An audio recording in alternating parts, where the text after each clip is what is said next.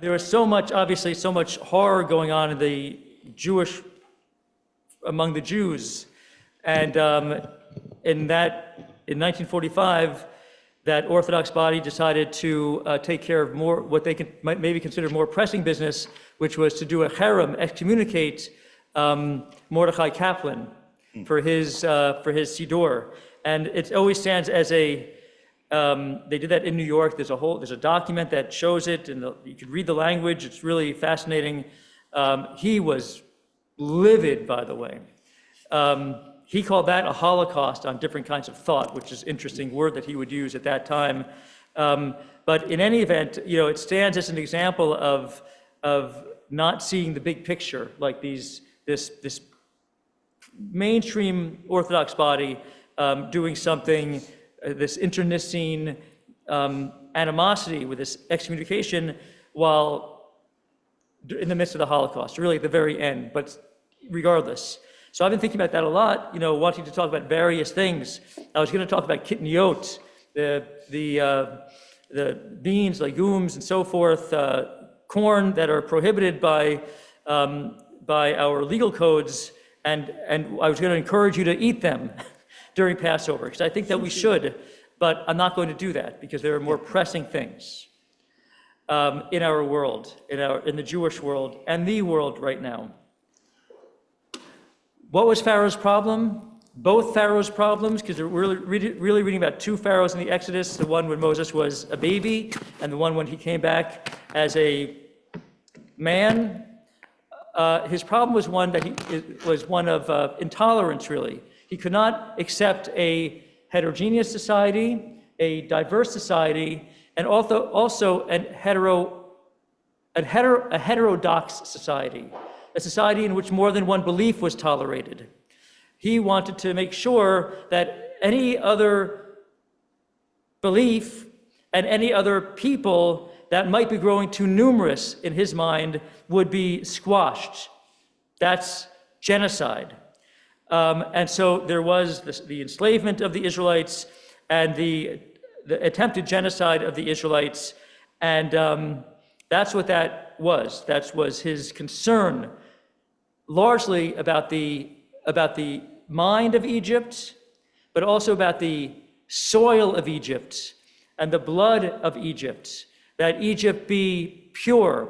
Blood and soil, very, very dangerous. That the land of Egypt be purified from this growing minority, and that there not be a intermingling of the blood. Blood and soil. Blood and soil. The Nazis had the same concern about blood and soil, and us, and others, but us primarily. And when in Charlottesville, when whoever those jerky people who were chanting, "The Jews will not replace us," that's the same concern about blood and soil. Jews should not become too big for us and too much sort of invasive, like an invasive species. They will not replace us. That's also a blood and soil concern. And now we have the same thing popping up. From the river to the sea is one thing, and Palestine will be free is another thing. But the Palestine will be free part has been replaced in the chant by another 3 words. From the river to the sea, do you know what this is? Palestine for Arabs. Palestine for Arabs, which is a much more direct statement. As opposed to Palestine will be free, I mean, that could be construed as an aspiration, whatever. But there's no debating, there's no ambiguity about Palestine for Arabs. What does it mean? Palestine for Arabs, meaning Palestine not for anyone else, including, of course, the Jews. And of course, at Columbia University and elsewhere, they're heckling Jewish students by saying, "Go back to Poland." So this Palestine for Arabs thing is also it's about the soil, about the purity of the soil of that land, and that it's the irony and the muddle-headed thinking, the mealy-headed thinking is just reeks. But that's what they are saying. blood and soil. In all those cases, the Israelites, the Hebrews, the Jews are not welcome. At the very, very least, they're not welcome. And I'm just thinking about these universities and the leaders of these universities. What are universities? What are colleges? What are they supposed to do? What do these kids' parents pay hundreds of thousands of dollars for them to do for 4 years? What is it? Study, broaden their horizons, learn. What I don't understand is how these universities don't see this, and this sounds a little corny, as some sort of teachable moment. I mean, they have these faculties that are supposed to be experts. I mean, I'm not saying that they are, but they're supposed to be experts in these areas. They're supposed to have a certain amount of perspective, historic perspective, philosophical perspective, political perspective, that they can share with some of them to give them a little bit of context as to what they're talking about. At the very least, you want to ask them, and I don't know if this is really true, but if we were to ask these, smart young people, what river, what sea, would they even know? But more than that, just what's the history here? What's the context?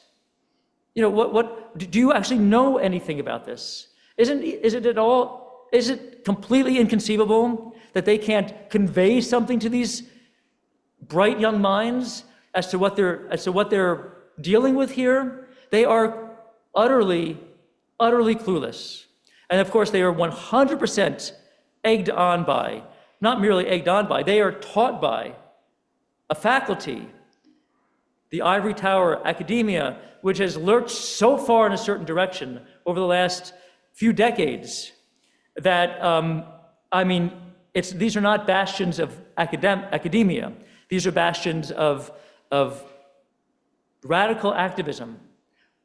What kind of university is that? What kind of university setting is that? I don't know. They could have taught, but they are not. And they're handling this in such a terrible, terrible manner that it's an embarrassment to our whole system. And it's, I believe, and this is where I really have a question for you, it's dangerous. Now that's a question, really. That is a question. I have a daughter, Ruthie, who's at American University. I ask her all the time, how are things going there? And she says basically, they're fine. There are the few things, but nothing terribly dramatic. Not like the Columbia and Yale and wherever else, Harvard and so forth, and other places. That it's relatively calm, relatively. Demonstration, a little protest rally here, some things on social media, a little bit of graffiti, but nothing really dangerous. And I'm pacified when I hear that. But then I wonder, should I be? Am I just allowing myself to be, do I want to be pacified? Is this really a danger? Because I'm also sensitive to the fact that media can really exaggerate things too. And everything and what we're reading, media is not very reliable. You learn that as you read more. And, as we learn that. So what do you think?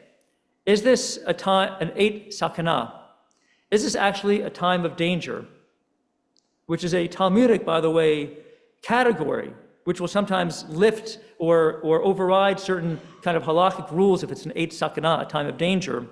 Or is this, to some degree, much ado, not about nothing, but it is exaggerated. And ultimately, this is America.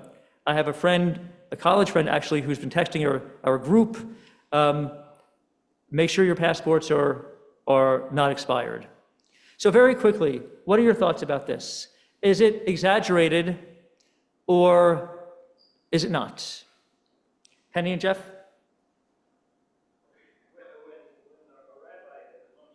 Yeah. I'll repeat it. Okay, so Jeff's pointing out the Orthodox rabbi at Columbia University, Eli Bruckner or something like that, who has told the students to stay home, to go home perhaps, not merely to stay home, but to go home, to leave Columbia altogether. And now they have, they're doing their classes online, all of them. That, you take note of that, right? That's serious. Yes. Penny, and then Rich, and then Evie. If we had a chance, Christians are the same, regarded the same in the Middle East as we are. But nobody brings that up. And yet it's in the Hamas Charter too. Just one sentence. So Christians are next. But Right, okay, pointing out like the dhimmi status of the non-Muslims, that the Christians are in the Hamas Charter, and this is not just Hamas Charter, but Christians were a lower status than Muslims. Christians, along with Jews, for centuries in these caliphates or whatever, but also reflected in the Hamas Charter, but no one mentions that. Thank you. Rich, and then Evie. Let's say the media is really expanding what is happening instead of, like every places and all sorts of universities, it's just a few, right? Mm-hmm. Then we should we not worry that? And then I think, let's say, wasn't the Jew, but in that week, 3 black men were lynched. Yeah. What do you think would be the reaction to that? Right, okay, so you're saying if it were like, for instance, your second part, 3 black students or black men were lynched, what would be our reaction? Now, it's an important point. Yes, of course, it's a rhetorical question saying, of course, the world, we'd be, obviously we take that very, very, very seriously. We'd abhor that. But these are not lynchings. So I just want to point out the scale of what we're talking about. This is stressful, extremely stressful, some degree of danger, but it's not lynching. Or am I just blind again? Is it not lynching yet? That's the question. Right. Evie, and then Amy. I have a daughter who is a professor of political science at American University. Right. She's been there for plus 25 years now. There have been changes. COVID was a big problem. And after that, what the program that she originally was with is no more. It was a program bringing people from all around the world to learn about American government. Right. Okay. However, she settled down to be just a political science professor. And she will say to you, here and there is somebody who gives a little trouble, but it's calm and basically taken care of before it bursts. Right. Okay, good. So your daughter at American University, where Ruthie is professor there, Evie's daughter, professor in political science for 20 plus years, 25 years or so. And you're saying that she has said that little things here and there, but the administration has handled it basically well before anything big would happen. And maybe that's what's common throughout universities, throughout the nation. Maybe. Okay, so happy to hear from someone who also has children on campuses. Amy?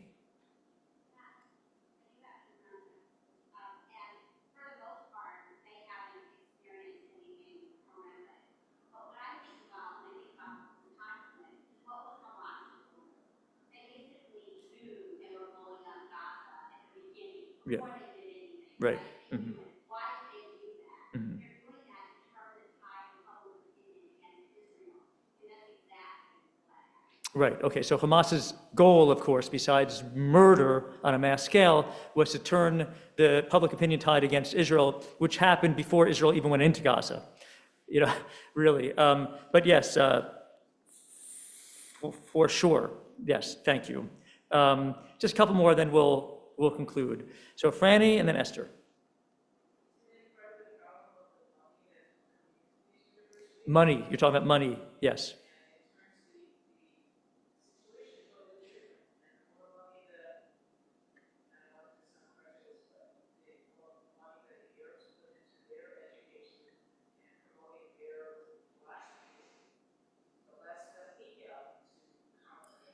Right, right. So it's about money, and yes, there are some very, very, very wealthy Arab donors to these universities and Jewish donors to these universities, some of whom have pulled their money. But that does say something about the nature of academia in general, that the academy has changed, over the last generation or so. The priorities are different. I'm not going to get too much into this, but just, it's really changed.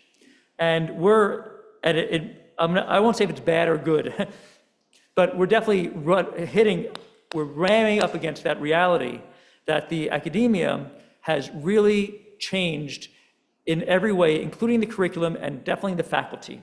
And it often has to do with money, yes. Esther, and then Gary, then we're going to conclude. Rabbi? One sec, please.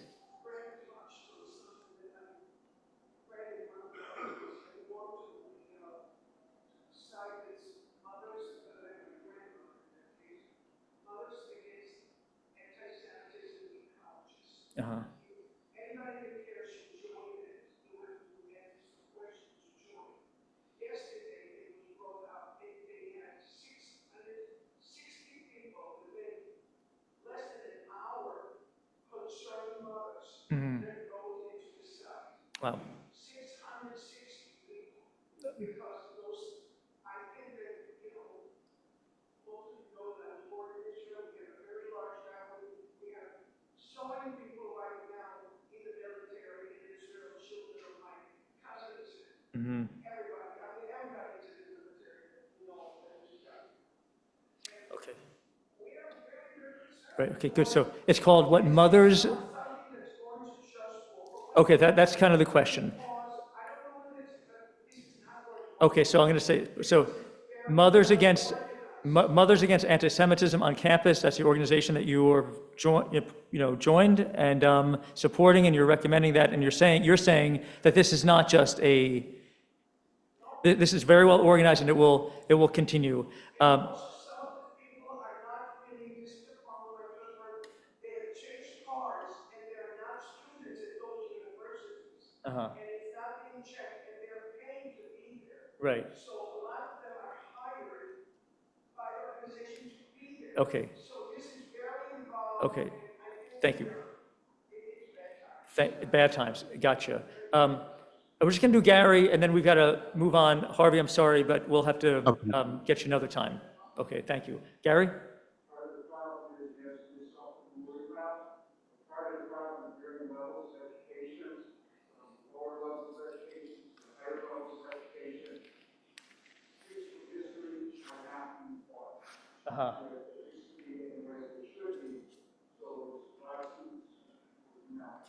Okay, good. So it's about the nature of education. I think the history is not being taught well, and that's kind of the context that I was hoping would, maybe it's a dream, would come up. Like, what is the historical context here? What are the different legitimate claims that all parties have in this situation? And you're saying that's not being taught. It's hard to, in the clamor of this hardcore activism, it would be hard to even convey that, and that's what's so sad.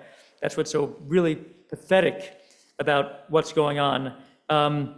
Just to conclude, I was at the doctor's office yesterday, and I was wearing my kippah, and it was interesting, just waiting for a blood test, and so you see the people come in, and they say, oh, that man's wearing a kippah. So, some smile, it's Erev Pesach, hello, Chag Sameach. And this one guy that I ended up sitting next to in the waiting room said, we started talking about college campuses. And he said something that was reflected in a book that I just read called People Love Dead Jews. It won the National Jewish Book Award. Dara Horn, People Love Dead Jews. A very interesting thesis. A couple of the chapters are really, really good. And Dara Horn, who's a really great writer and intellectual, was saying that this is not an aberration. This is normal. Most of the rest of what we've experienced in the last generation or two has been the aberration, because there's been a discomfort, a social discomfort in expressing anti-Semitism post-Shoah, post-Holocaust. So an interesting idea. This guy did not say that. This guy just said, it's always been just beneath the surface. And I said, yeah. And then reflecting on it, I was like, yes, true. Okay, it's very cynical. It's always been just beneath the surface, but I'll tell you this. Right now, the hate is hot. And you see some of these images and videos and read some of the stuff online. The hate is hot. It is not below the surface. It is not cooling below the surface. It is hot above the surface. I would much rather have it below the surface, even if there, than above. Chag Sameach. Thank you.